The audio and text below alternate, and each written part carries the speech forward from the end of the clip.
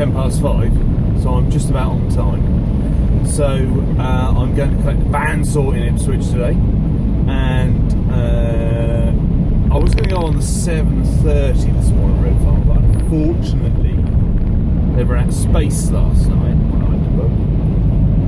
It happens, it's an island, so we have to expect these inconveniences. Why was I on Red Funnel? £34.50 with a voucher for a day return. Bargain. I'm going to Ipswich, so it would have been better actually if I'd gone via Portsmouth. But the problem is, Whitelink wanted £60 to go that way, so I decided not to go via Portsmouth, curiously, because it's nearly double the cost, and that's quite a lot of money for me to go industrial bandsaw for myself to play with. I was going to take the family, so they'd go and see our family who live in Tunbridge Wells, but that didn't work out, obviously, because no one really likes getting up at 4:30. So I'm going to do it. It's going to probably be about an 8-hour trip. Obviously, I'm starting at 5:10, or just before 5:10, and I'm going to go get a bandsaw. Queuing for the Red Funnel boat. There's a lot of queuing, probably because it's just before Christmas. We've got 3-4 days to go. Yeah. So Red Funnel's pretty busy. But it happens.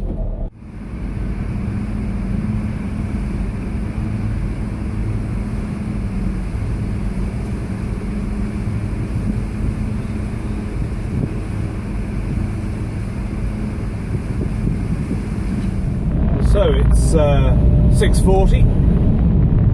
Last one off the boat, which is what it is. We're now going to go across the Itchen Toll Bridge.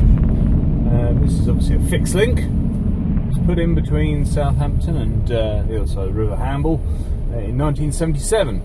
Cost a total of £12 million at that point, which is £77 million in today's money.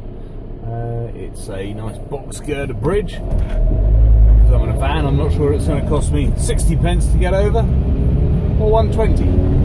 So we'll find out.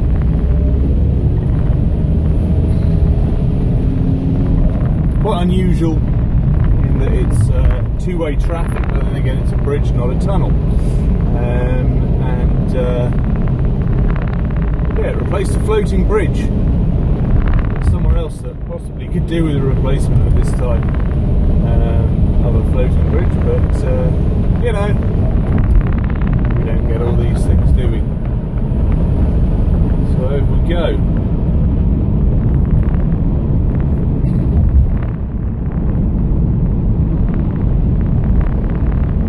So we've got tolls here, down here, automated tolls. They replaced the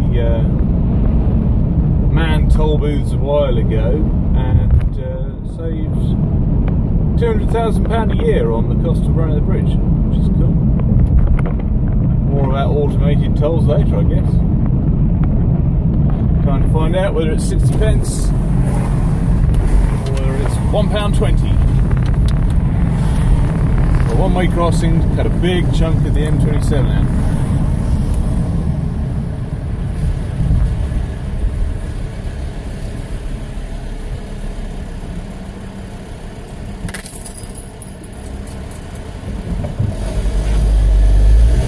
£50, because of course it's before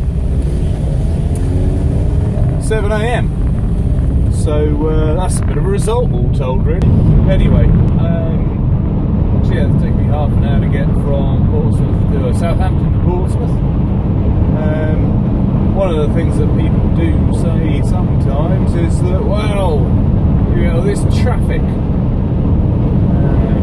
if we have a fixed link, if I'm honest, it's been completely free-flowing all the way so far, but there's plenty of time to change, to be fair. I'm going for at 7 AM. It's not quite the morning rush hour full house, but as you can see, we're cruising through just under the national speed limit, and no worries at all in terms of traffic, really. So I'm good with that. So we're just coming up on the Hindhead Tunnel. It's 7:25. Things going okay in terms of travelling, just taking a nice easy lope up here. Yeah, roads are all clear. Okay, so average speed check on the Hindhead Tunnel here. So it's quite an interesting project. It's was mooted since the 80s because the A3 was very at the top of its capacity.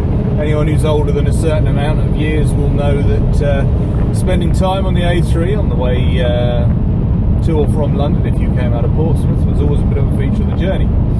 There are also issues with air quality because the traffic stopped on the A3. So that's the reason for the Hindhead Tunnel. It's just over a mile long. It's got average speed cameras through it. Because apparently there was problems with rich people coming along here doing time trials through the tunnel. So we've got to watch our speed through here. That's not really an issue. Like I opened in 2011.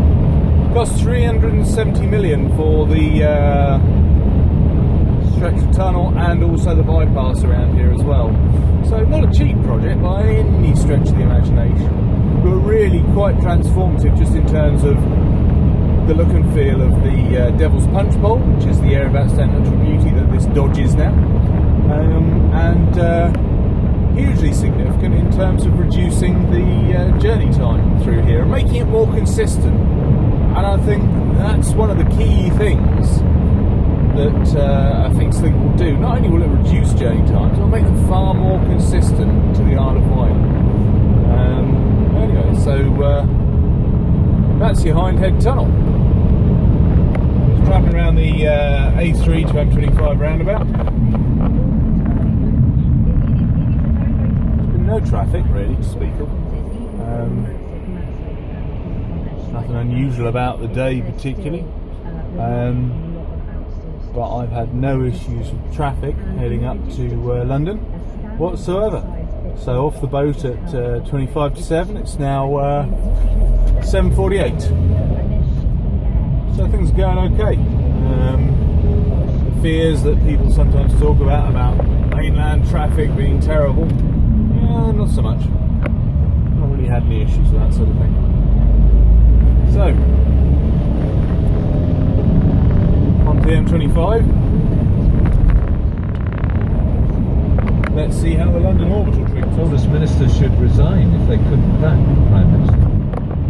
Spain's ruling Conservative Party has lost its majority in Parliament. Exports due to the global market of steel, and that's hitting us. And we can take action there, both the UK government and the European Commission, on speeding up the process of tackling anti-dumping and So I'm just coming up on the Dartford crossing.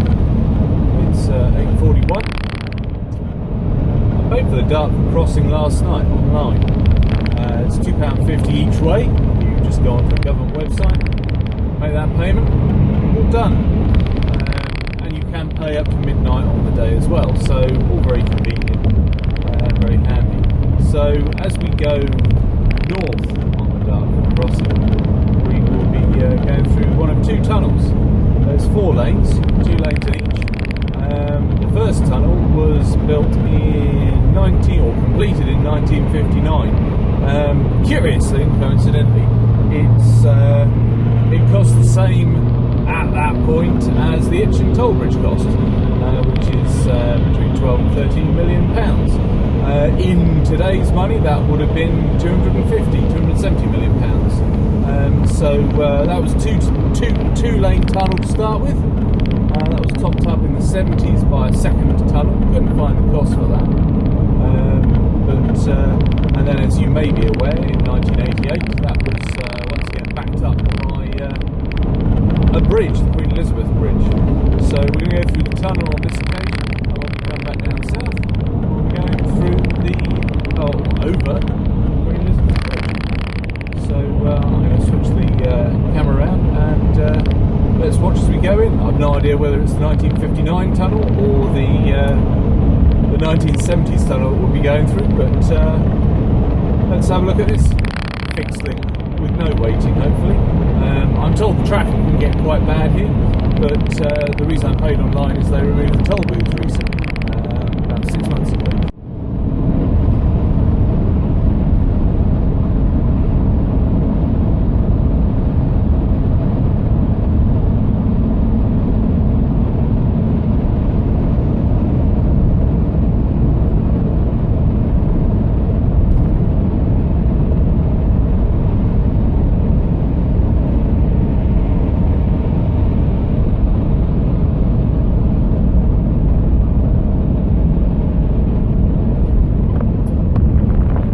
AMPR, we've just gone through that now.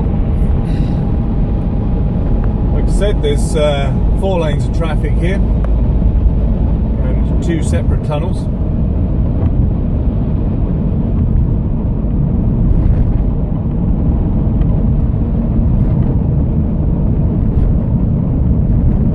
And the Dartford East Tunnel says length of 1 mile.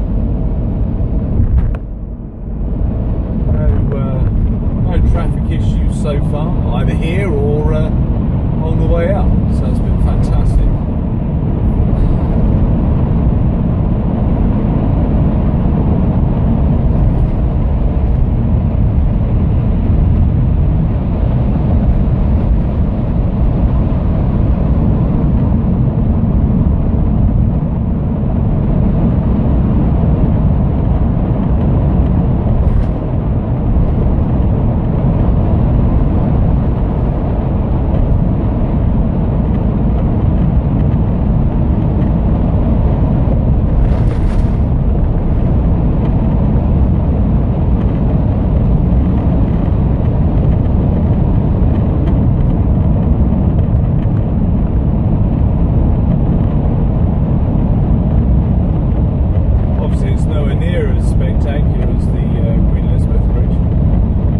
Some people will say, well, wouldn't it be fantastic if we could have a bridge across the Solent, because it would be a stunning landmark.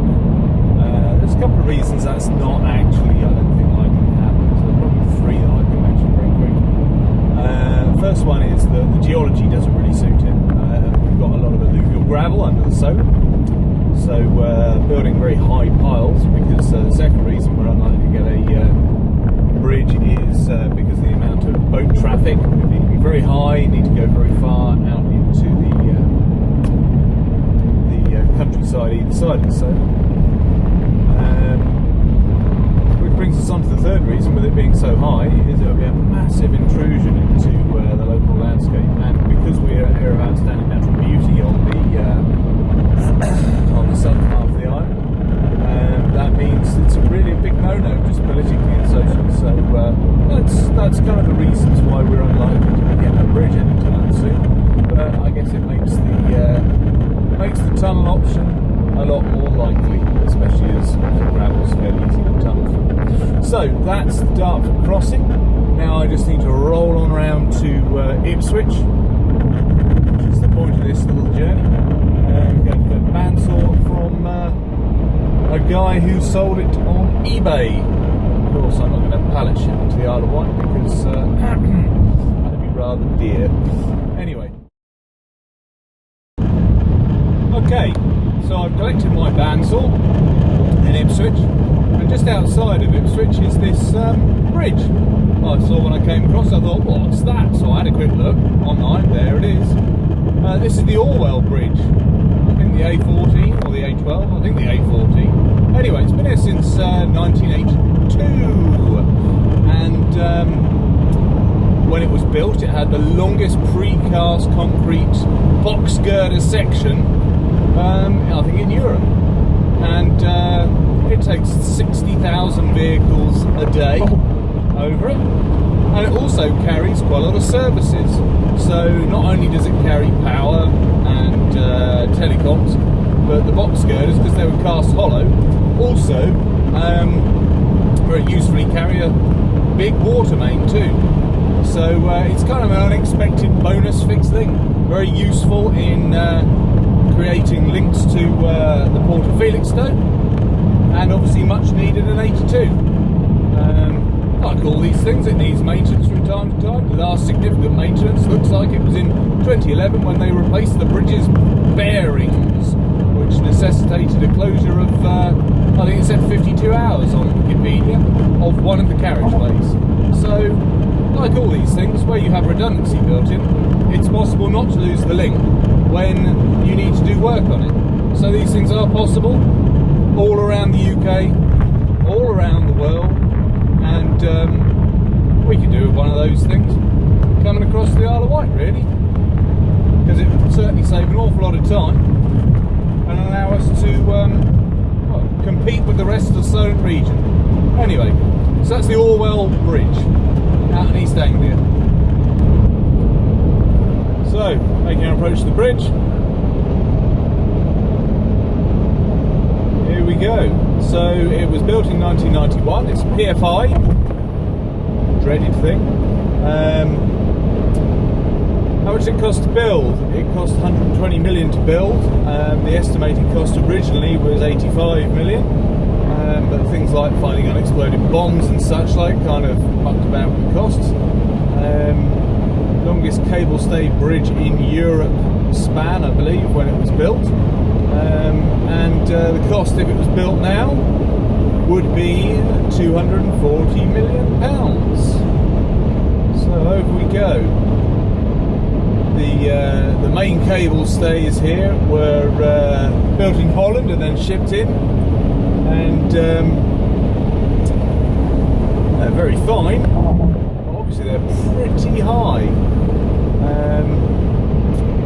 It's not too windy, it's quite drafty out there today, but no problems with any wind here, obviously. Well, not outside the vehicle.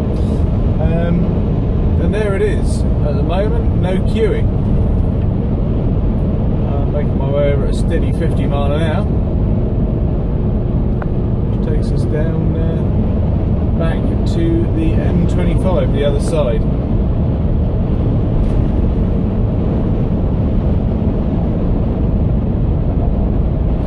Too long, you should be able to see where the toll plaza was.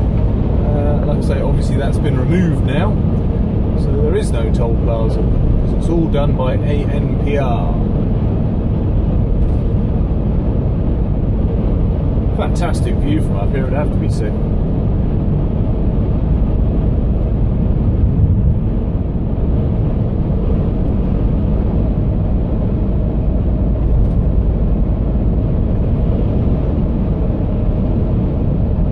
Lanes coming this way, just like the 4 lanes going through the 2 tunnels. You can see there's a fair chunk of traffic here, but then again, this is a crossing that is operating pretty much at capacity, 4 lanes each way, and I believe there is another one in the offing. Because, well, why because? Well, that'll be because it's important to keep commerce, business, people moving, and keep the flow of business around the UK, which includes over the Dartford crossing, under the Dartford. Just cruising on through to the Hindhead Tunnel, and obviously one of the things that the key benefits that this has given is cutting the journey time massively from Portsmouth to London, and that's a big benefit. So one of the things that a fixed link to the Isle of Wight would also do is cut those journey times, which is ideal. Because business needs to move, people need to move. What we've had quite often with the discussion over the past year is a lot of people saying, well, surely we could develop other things, we could do things on the Isle of Wight to attract more people. And I think the point that I've come back to a lot when I've been discussing with some people is that what a fixed link represents is seed funding for the Isle of Wight. It provides the funding that opens the gateway for so much more success on the island, to help the island find its feet, be a competitive part of the Solent region, and really succeed more, because it needs to, and it deserves to as well. We've got some really bright, innovative industries on the island who are doing a good job, but the problem is the amount of time it takes across the Solent for these businesses means that they don't have the ability to compete effectively with mainland-based businesses, and we need that ability to compete. If you look at our gross value added per job, at the moment we're £5,000 shy of the Solent region average, and that's a big chunk of change. And unless we can improve that, then we'll always be viewed as sort of holding up the back end of the region. And I think the fixed link is the key to unlocking potential in the island and really helping it play its part. With 10% of the people in Hampshire, it'd be nice to think that we were able to compete on an even footing. And that's why I've been working on it for some time, and obviously various other people have as well. Anyway, on to the Itchen Bridge. So we're just coming down the run down to the Itchen Bridge. Tonight's a bit rough here, so apologies if the phone's a bit shaky.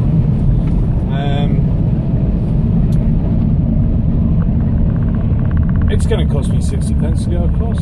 I don't mind, to be honest, because I'd have to go an awful long way round to be able to actually get to where I want to go, which is the Red Funnel Ferry Port. One of my biggest concerns is people who say, well, just leave the island. Go on, if you don't want to be on the island, off you go. Now, I've lived on the mainland, I've lived on the island. I spent probably knocking on 10 years working on the mainland. Unfortunately, my family are largely based on the island, and I like to be able to come and see them. The problem is that's becoming increasingly unaffordable. So, as part of the getting the 1998 feasibility study together, we came across a price list for 1998, 97, for Whitelink. And when you run that up against an inflation calculator, price has gone up by 20% above inflation over that period. So, in that period, since the feasibility study was done in 1998 by the Training and Enterprise Council on the island, it's become significantly less affordable for me to come back and see my parents if I was living on the mainland. And I'm not, I'm living on the island, and it's somewhere I love. And for those people who say, oh, change the nature of the island. Nature of the island changes every year. It changes generation by generation and decade to decade. You can't preserve things in aspic. You cannot. You look at how the nature of agriculture has changed in the last 30 years on the island and all over the world. It's huge. So why do we insist on maintaining an isolationist position that is simply not feasible in the long term? We need to be able to actually work within our region, within the wider region. There's globalisation, whether we like it or not, and regionalisation of government and of public services in the period of austerity is centralised. We're going to find more and more of our services, whether we like it or not, whether we want to fix things or not, are going to have to be accessed by crossing the Solent. And that's not only a thing for young people, that's a thing for people to think about who've retired to the island. People who want things to stay as they are. Unfortunately, that's not an option. It really isn't. So, unless you don't mind and you have the money forever to keep on paying for those ferry crossings whenever you need whatever healthcare you need, maybe to do council services if the devolution bill goes through, whatever you need that isn't on the island, that's going to cost you. And with the rise on Whitelink ferries of let's pay the toll. Rise on Whitelink ferries this year of an average of 3.67%. That's nearly 4 times the inflation rate, nearly 4 times the amount mandated for trains. Train fares are regulated.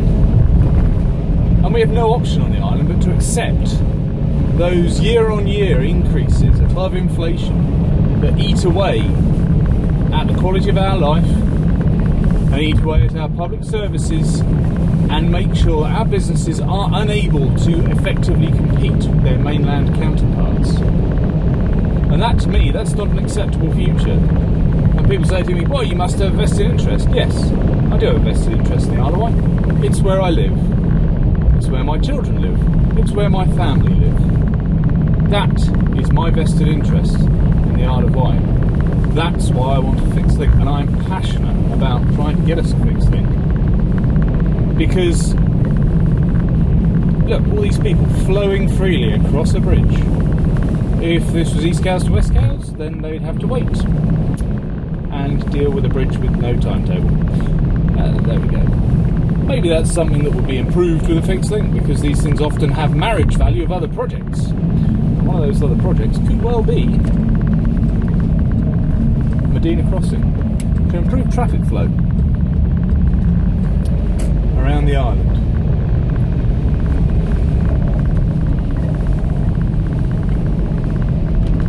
Anyway, it's been fun. I've got my bandsaw. Hopefully if you've watched this far, you've learned a bit about why people drive for a fixed link, why people want a fixed link, and the differences other fixed links have made around the southeast of the UK.